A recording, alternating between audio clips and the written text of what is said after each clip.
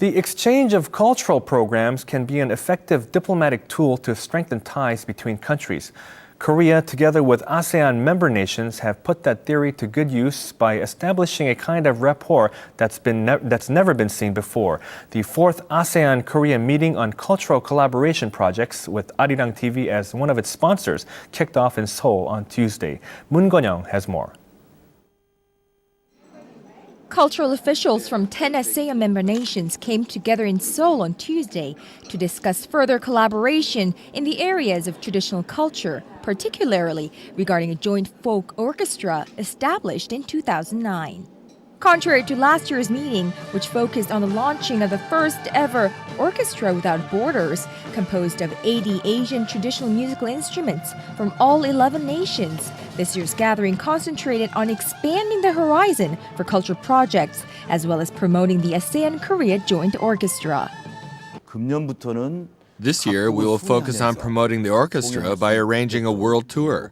We are also working on an Asian music archive so that we can develop it into an online music store.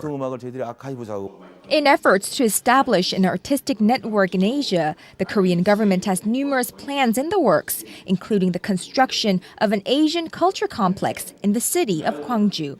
During his opening address, Vice Culture Minister Kim Dae-gi unveiled the government's plan to make Gwangju the hub city of Asian culture.